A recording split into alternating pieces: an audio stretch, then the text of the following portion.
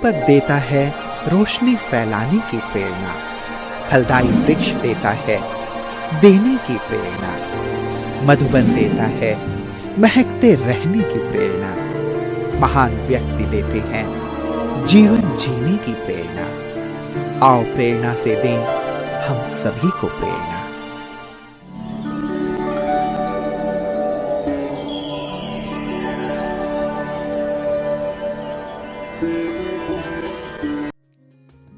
मंड्या कर्नाटक राज्य का एक प्रमुख शहर है।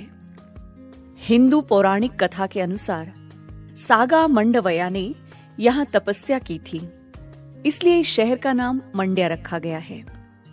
इस जिले में 5 प्रमुख नदियां कावेरी, हेमवती, शिमाशा, लोकपावनी और वीर वैष्णवी बहती है।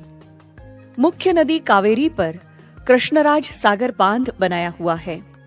1901 में यहाँ एशिया का पहला जल विद्युत संयंत्र शिवना समुद्र स्थापित किया गया। मंड्या ब्रह्मा कुमारी सेवा केंद्र की मुख्य संचालिका के रूप में आदरणीय शारदा दीदी जी निमित्त है। आपका जन्म 1954 में मैसूर में हुआ।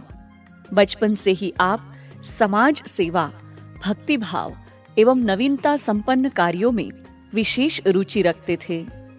आप गंभीरता, दृढ़ता, हर्षित मुक्ता एवं न्यारे प्यारे आदि गुणों से भरपूर है। परमात्मा की सत्य खोज में आपको 1975 में मुंबई से इस ईश्वरीय ज्ञान की प्राप्ति हुई। 1976 में आपको संस्था के मुख्यालय माउंट आबू में अव्यक्त बाप दादा से ईश्वरीय मिलन मनाने का सौभाग्य प्राप्त हुआ। परमात्मा से विशेष वरदान प्राप्त करके 1979 में आपने अपना जीवन ईश्वरीय सेवा में समर्पित किया। तब से ही आप मैसूर, हसन आदि स्थानों में सेवाएं देते हुए 2004 से मंड्या में ही स्थायी रूप से सेवाएं दे रही है। केवल भारत में ही नहीं, बल्कि आपने विदेश में अमेरिका, लंदन, न्यूयॉर्क एवं कैरेबियन देशों में भी सेवाएं प्रदान की है। जन जन को ईश्वरीय संदेश देते हुए आपने अनेक कार्यक्रमों का सफल आयोजन किया। वर्तमान समय आपके नेतृत्व में 10 सेवा केंद्र, 8 गीता पाठशालाओं में 12 टीचर्स बहनों के सहयोग से 1000 से भी अधिक विद्यार्थी जीवन में दिव्य गुणों की धारणा कर रहे हैं।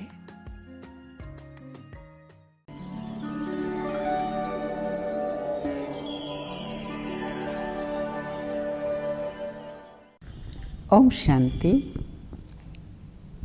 इस शरीर का नाम ब्रह्म कुमारी शारदा है और मेरा लौकिक जन्म मैसूर में 1954 में हुआ और उसके बाद हमारा पिताजी का नौकरी मुंबई में हुआ था।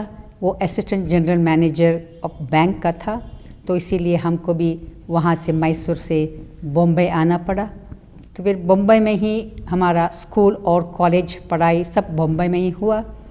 और फिर जब हम स्कूल या कॉलेज में जाते थे तो मैं देखती थी मेरी माताजी भी वो पहले से ही ज्ञान में चलती थी और मेरा मासी भी ज्ञान में चलती थी। और वो रोज़ सेंटर पर जाकर, मेरी माताजी तो साइंस सेंटर पर जाती थी मुंबई में, तो वो दोपहर का क्लास था वहाँ, तो वहाँ जा कर के फिर वापस आती थी। लेकिन खैर वो तो दृढ़ संकल्प था उसका, तो वो तो चलती रही, आप कुछ भी करें।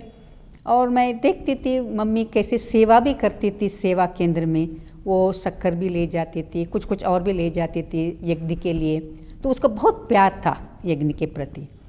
तो फिर ऐसा धीरे धीरे करते तो मैं फिर कॉलेज का लास्ट ईयर था मेरा, मैं बीएससी पढ़ी हूँ, लास्ट ईयर था। तो उस समय हम लोग बैंगलोर गए थे, तो वहाँ मासी के घर में गए थे। तो फिर मासी भी ज्ञान में चल रही थी, तो वो एक दिन हमको ब्रह्म भोजन था आश्रम में, तो हमको भी आश्रम में लेके गई। फिर हम एक दिन जाकर के फिर वापस आ गए, फिर मुंबई आ गए।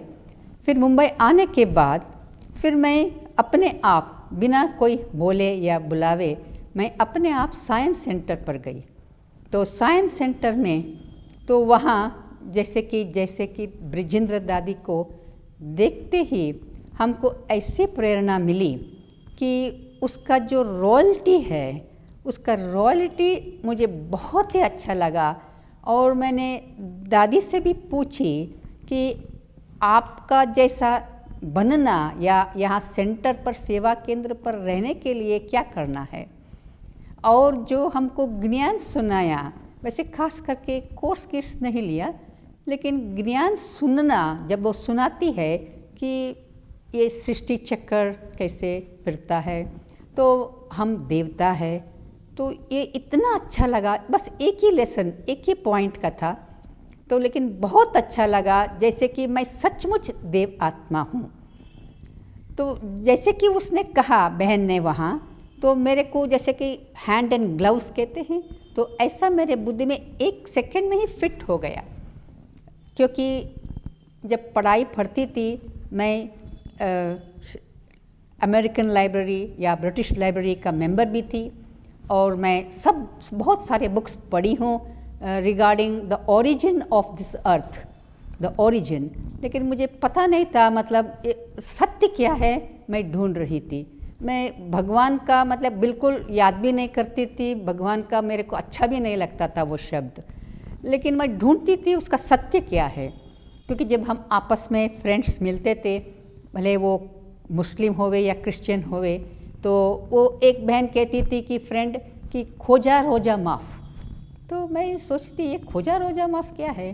तो उसने समझाया कि जो खोजा सेक्ट ऑफ द मुस्लिम जो है, उनको रमज़ान में अगर वो उपवास न रहे तो भी उसको माफ़ है, लेकिन the other sects of the Muslim if they don't fast then it is a sin for them. ऐसे ये कौन सी भगवान है भाई, ये ऐसा करता है, एक को उपवास रहने के लिए कहता है और दूसरों को उपवास नहीं रहे तो भी चलेगा, ये कौन सा भगवान है। और हम क्रिश्चियन का भी फ्रेंड्स थे, तो क्रिश्चियन का वो भी कहते थे कि वहाँ उनका संप्रदाय अनुसार अगर वो कोई पाप कर्म करे तो चर्च में जा कर के वो प्रीस्ट लोगों को सुनावे तो उसका पाप माफ़ हो जाएगा। तो फिर मेरे को ये संशय आ रहा था कि ये कैसा भगवान है, एक को ऐसा कहता है, एक को ऐसा कहता है, और दूसरों को कहता है तुम मीट खा सकते हो, दूसरों को कहता है नहीं खा सकते हो। ये सब मतलब it didn't make any sense to me, it was all foolish to me. तो so I didn't like it. लेकिन फिर भी ऐसे जब यहाँ आई ब्रह्म कुमारी विश्वविद्यालय में साइंस सेंटर में, जब उसने सुनाया सृष्टि चक्र 5000 वर्ष का है, तो ऐसे ही जब उस एक्सप्लेन किया कि मैं देव आत्मा हूँ, तो मुझे तुरंत ही लगा, मेरे को फील हुआ कि मैं देव आत्मा हूँ। क्योंकि जब मैं छोटी थी तब मेरे मम्मी भी कहती थी अगर तुम ज्ञान में चलती तो बहुत फास्ट जा सकती हो। लेकिन मैंने कहा मैं नहीं जाऊंगी, मैं ना मंदिर में जाऊंगी, कहीं भी नहीं जाऊंगी।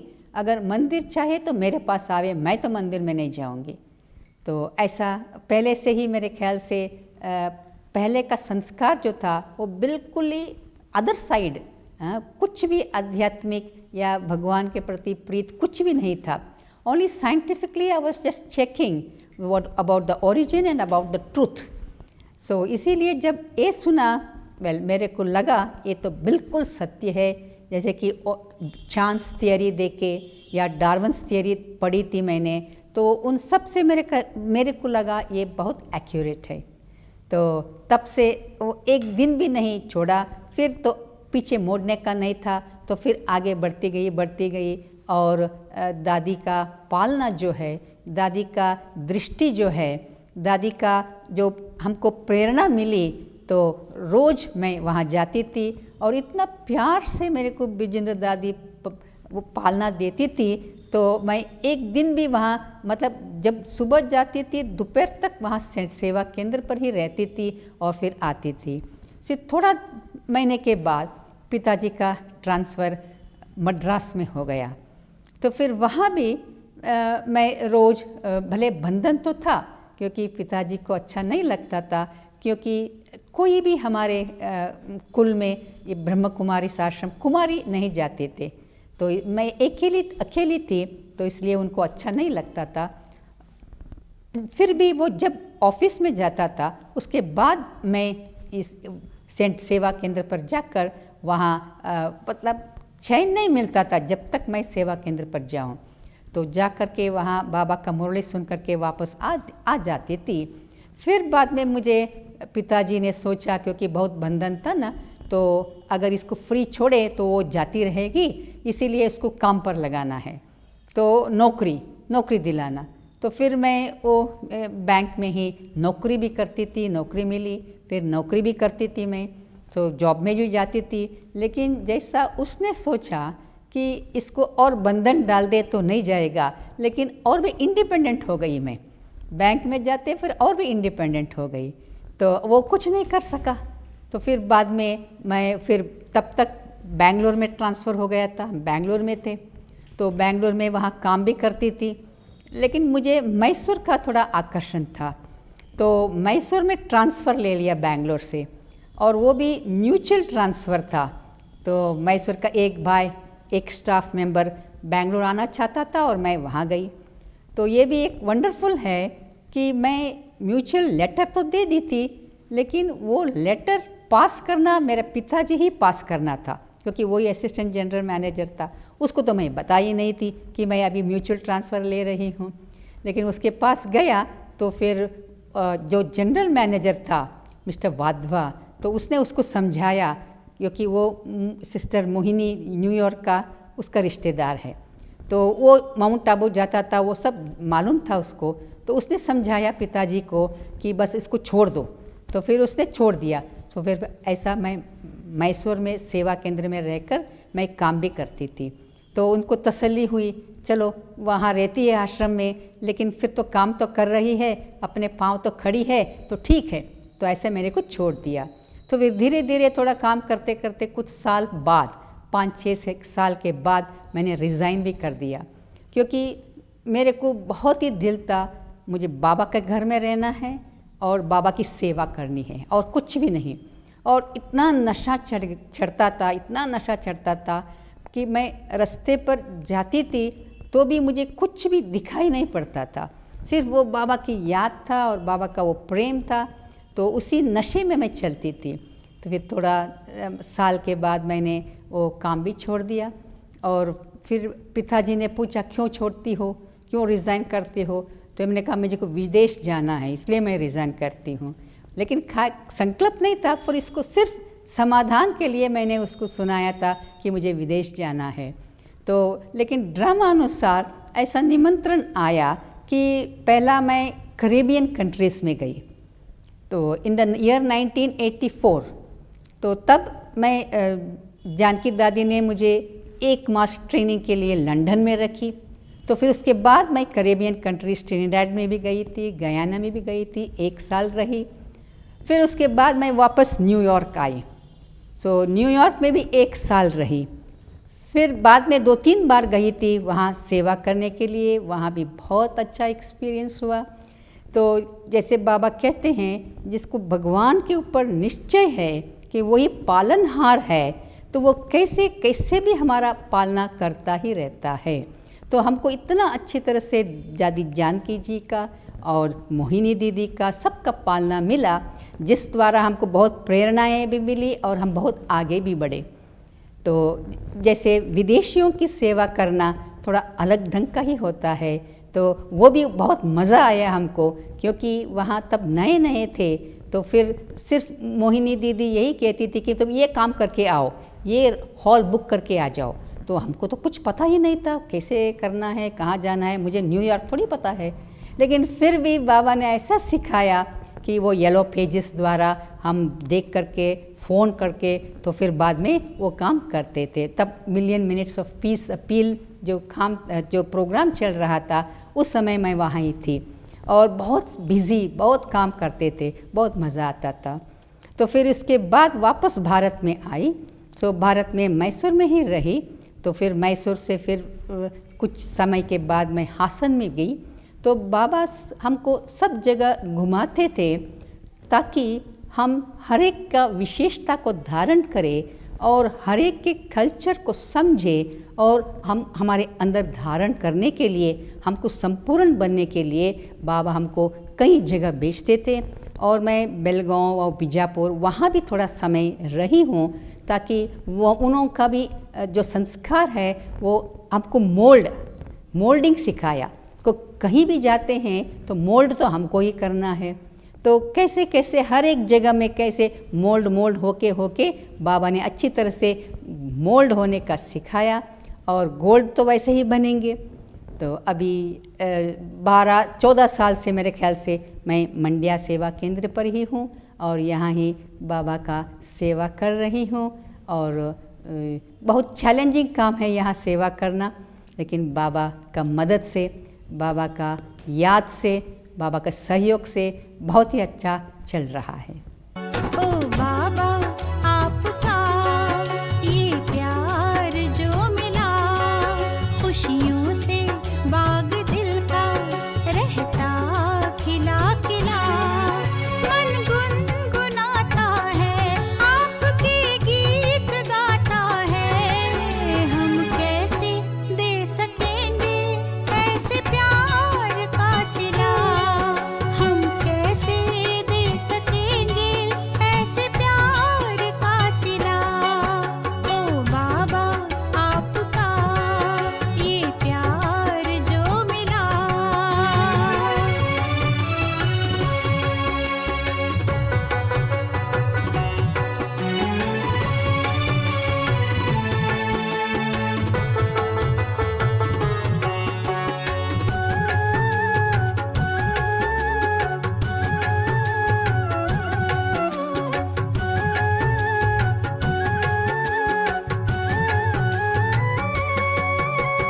आपने जो हम पर उपकार किया है, हंसता मुस्कुराता संसार दिया है।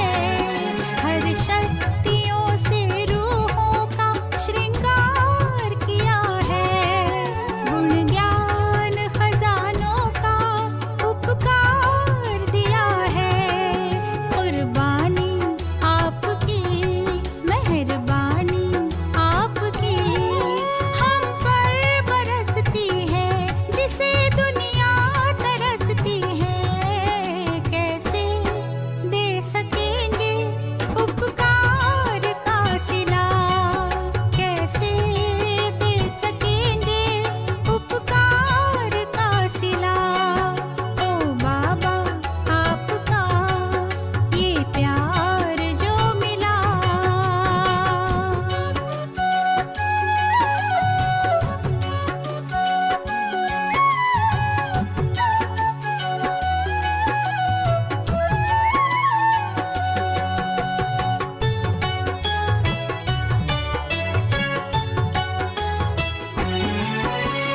आपको ही बाबा यादों में बसा कर, जो हमको मिला आपसे आँखों से बता कर, सूरत से आपकी सूरत को दिखा कर, सीरत में सारी आपकी खूबी को समा कर, शिक्षाएं आपकी समझानी आपकी धारण करेंगे हम, आप जैसा बनेंगे हम, कैसे चुकाएंगे।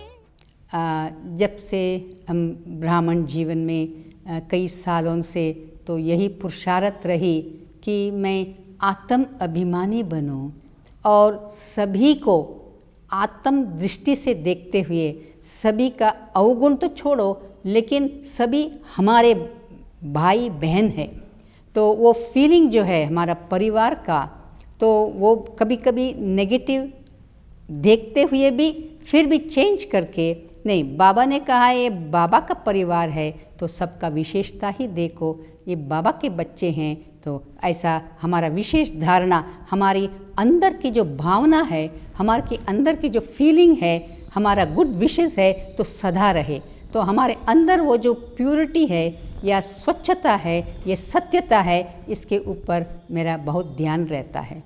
जैसे कि मेरे को अभी तक याद है, प्रकाशमणि दादी जी हमेशा कहती है, चित्त में कुछ भी नहीं रखना, भले कुछ भी हो जाए लेकिन चित्त में रहे तो ऑटोमेटिकली मन में आएगा और फिर संकल्प चलेगा। सो इसीलिए हमारा चित्त साफ होना चाहिए, स्वच्छ होना चाहिए, ताकि हमारा भावना जो है, हमारा शुभ गुड विशेष जो है, हमारा पॉजिटिव एटीट्यूड सदा बने रहे। तो अभी जैसे ड्रामा अनुसार अभी एंडी हो रहा है, हम तो देख ही रहे हैं, साक्षात करने की क्या बात है, साक्षात हम देख रहे हैं कैसे विनाश हो रहा है, कैसे हम बहुत ही नज़दीक पहुंच गए हैं। तो इस समय मेरा यही पुरुषार्थ है कि सब कुछ छोड़ना है। जैसे बाबा कहते हैं, मैं अकेली आत्मा हूँ, मैं अकेली हूँ और बाबा एक अकेला है बस, और कुछ भी नहीं है, ना कुछ भी मेरा नहीं है। तो अंदर में ये पक्का करती जाती हूँ, मुझे वापस जाना है, मुझे कुछ भी नहीं चाहिए, मेरा कुछ भी है ही नहीं, बस मैं आत्मा हूँ, बाबा के पास जाना है, मुझे एकदम प्योर बनना है। हम दादियों का देखते हैं, उसका लाइफ हिस्ट्री सुनते हैं, हम तो मेन पार्ट दादियों का वो त्याग जो था ना, ज़बरदस्त त्याग, ज़बरदस्त वैराग्य जो था, तो हमेशा मैं उसका ही मनन करती हूँ कि वैराग है, ये कितना पुराना दुनिया है, कितना अच्छी दुनिया है। अभी तो ये जो टेक्नोलॉजी है, या कंप्यूटर कहो या स्मार्टफोन कहो, मतलब ये तो इतना ख़राब मैं समझती हूँ, क्योंकि वो देखने से मन कितना ख़राब होता है, और जो कुछ चल रहा है दुनिया में वो सब कुछ एक छोटा सा मोबाइल में मिल जाएगा आपको, तो वो बहुत ही ख़राब है। तो वो सब देखते हुए मेरे को यही संकल्प आता है कि त्याग और वैराग ये बहुत इम्पॉर्टेंट है। जब तक वैराग नहीं आएंगे तब तक त्याग भी नहीं कर सकते हैं। तो अभी जितना त्याग है हम लोग ने किया, लेकिन आजकल की जो ब्राह्मण परिवार कहे या छोटी बहन कहे, उतना त्याग दिखाई नहीं पड़ता है।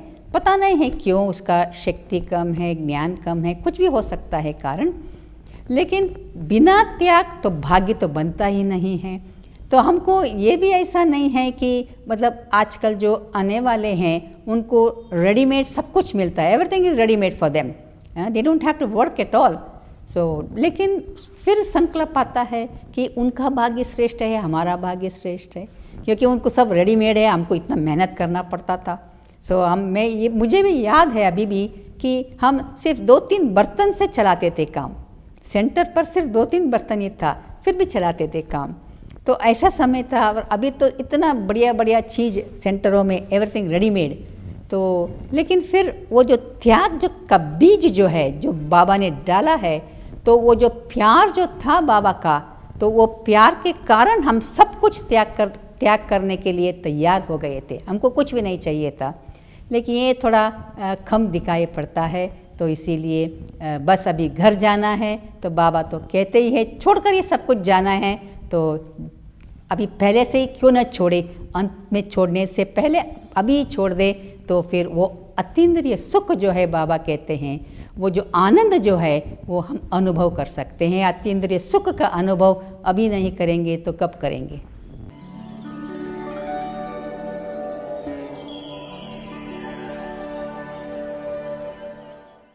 और दीदी में हमने जो देखा, दीदी शुरू से ही बड़ी बहनें दीदी दादियों के अंग संग में रहते, उनकी शिक्षाएं, वो गुण जो धारण उन्होंने किया है, हमें भी उससे धारण करने में वो प्रेरणादायक है। दीदी का सबसे बड़ा गुण है स्वच्छता। दीदी स्वच्छता के लिए प्रथम दर्जा देती है, क्योंकि जहाँ स्वच्छता है वहाँ पर सत्यता अपने आप में यही है। That she was also treated for some metastasis and cancer issues and all. But considering that factor, she has proved a person can move beyond his body, because considering all the health issues and the treatment which she has undergone, nobody can identify that she is a patient suffering from cancer or whatever it is. She has grown beyond the body, and she highlights what a soul, what a pure soul can do. And considering the way she tries to influence other people regarding social service, peace, importance of helping others, Sharda Madam stands very outstanding. As an individual, as the head of Brahma Kumari, I have been very much influenced by her, and I am very happy that I have been associated with her for last 3 years. And she used to, whenever I have any problem, I used to come and talk to her. I used to ask her, now you tell me, how do I proceed? What am I supposed to do? But her always smiling character, I liked it very much. She would be very calm. Then she would tell me, no, it is not like this. Now you do like this way, you do this way. She used to always tell me. I said yes. I used to feel so much inspired by her. I used to feel very calm. Whatever the solution, problem I used to bring, she used to give me a solution for that. Then I used to feel very nice. Then I would go back, again follow the same way, and again I used to be nice.